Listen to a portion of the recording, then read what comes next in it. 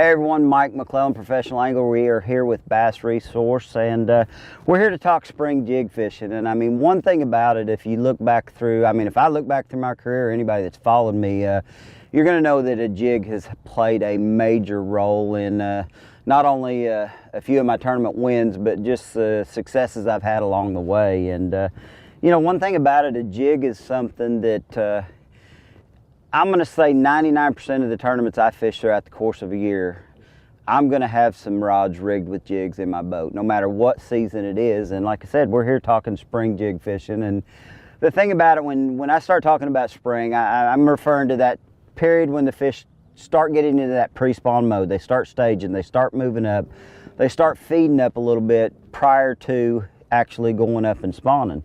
And you know, there's a lot of different jigs on the market today, and you know, I'm one of those. I still use a lot of jigs that company BassX makes. My son hand ties some jigs for me. I purchase a lot of various brands of jigs because I want to have an assortment of a lot of different things. But one thing about it, I mean, the jigs that I use day in, day out, I mean, you've got to have a good flipping jig. You've got to have a good football jig.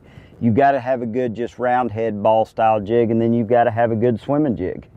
And you know, when you look at the springtime of the year, all the lakes across the country vary, but there's very few lakes in the spring that I would really feel like I don't have a really good shot of catching some fish on a jig. And when it comes to jig fishing, I mean, typically the sizing in the spring is probably going to be anywhere from a 3/8 up to about a 5/8 for my personal uses and the way I'm going to fish a jig.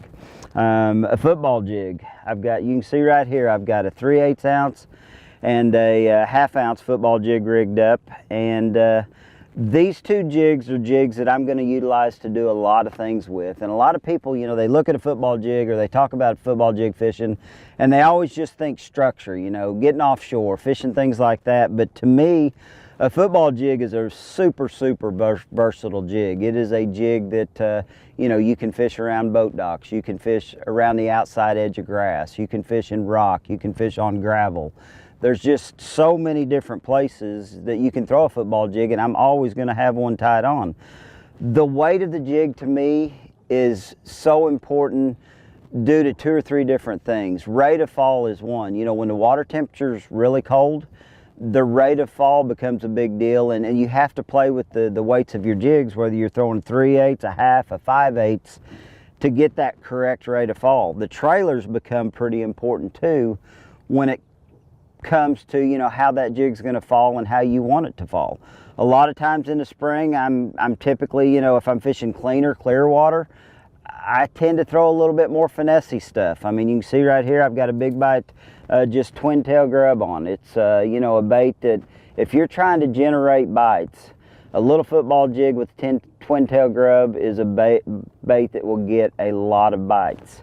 When it comes to the line and the rod and the reel that I'm going to use, fishing in the spring, you're typically dealing with cooler temperatures. And you know, a lot of people are just like, I'm going to throw fluorocarbon on my jig all the time. Well, I totally agree with that, but the types of fluorocarbon that you throw become really critical. When I'm fishing a jig in colder weather, I like a Sunline Sniper. It's a little bit softer, it's a little bit more pliable, it's got a little bit more stretch. It just works better in colder temperatures. So Sunline, anywhere from typically, and my ranges are going to go really dramatic. Very seldomly do I throw a jig on less than a, say, 12-pound Sniper in the spring. I may throw it on everything up to, you know, 20 or 22-pound Sniper, depending on what size of jig and what type of cover I'm fishing. Trailers, again, are really important. You know, a lot of times I throw like this college crawl style trailer. I'll throw a big bite fighting frog a lot for a trailer. I really mix my trailers up a lot, you know, trying to find that action that a fish wants. Chunk style trailers really become critical sometimes in the spring. Fish don't necessarily want a ton of action on a bait early in the spring. You know, everything in the system, the water's cold, the bait fish aren't moving around fast, crawfish are just coming out of hibernation, nothing's really moving that fast. So a lot of different things got to come in mind when you start thinking about what jigs you want to throw in the spring. Another thing is really critical is color. To me, you know, in the spring, fish are generally focusing on crawfish, probably some brim get mixed into the equation.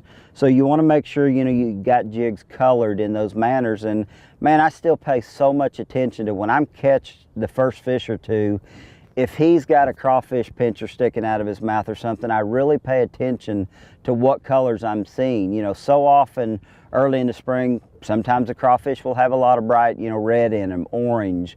Occasionally you'll have some that got some blues and purples. So, you know, those are the things that you really want to keep in mind when you're trying to match the hatch, in my opinion. Another jig that I utilize a ton, day in, day out, is a little ball head jig. Typically always a 1/2 ounce in the spring, hand-tied brown round or brown round with a little bit of white mixed into it. The reason I like the white is just a little added flash. You know, I'm trying to mimic a crawfish, I'm trying to mimic whatever the bass are feeding on, but that little few strands of white sometimes I feel like gives that jig a little bit of flash. And you know, the bottom of most crawfish are pearl or kind of white colored. A shad, you know, could be flipping in there, and it just gives that little added flash. And that's a bait that I generate a lot of bites on, especially around boat docks. You know, isolated cover. I don't necessarily, you know, fish a jig like that in bushes and things like that, but more isolated type cover. And then you've always got to have a swim jig on hand. You know, typically the fish start getting a little bit aggressive as that water temperature warms up, especially if you're fishing lakes with vegetation, bushes, lay down logs, things of that nature. Generally, I'm going to throw a swim jig in anywhere from 1/4 up to occasionally a 1/2 ounce in the spring, depending on, you know, the water depth that I'm trying to fish it in, whether I'm fishing it over the top of grass, things of that nature. Most often when I'm throwing a swim jig, I'm always going to be throwing it on braided line if I'm fishing around heavy vegetation. If I'm fishing a swim jig out in open water, swimming it down the sides of boat docks, you know, around isolated cover, things like that, I typically go to fluorocarbon. And again, I'm going to go back to that Sunline Sniper. Generally, you know, 16 to 20 pound test.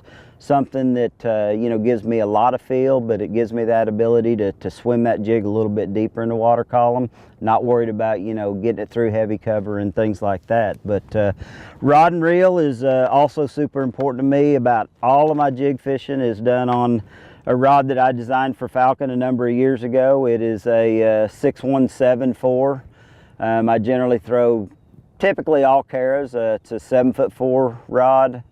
I'm going to call it a medium heavy. It's got a, you know, a lot of backbone, but a good soft tip. I can pitch with it, I can cast with it, I can do a ton of different things with it, and that pretty much sums it up. Like I said, you want to make sure you've got a, you know, a jig that you can flip. I typically flip a Bass X 1/2 ounce, sometimes 3/4 ounce, depending on what part of the country I'm in. If I'm in Florida, 3/4 and 1 ounce, you know, in the vegetation is a good way to go. But if I am fishing, you know, more around home, typically 1/2 ounce, things of that nature. So be sure and think about jig fishing, because it is definitely one of those deals. Don't ever underestimate the power of a jig. It's won a bunch of money for me, and I believe if you tie one on and keep it in your hand, you're going to learn to put a lot of fish in the boat with it.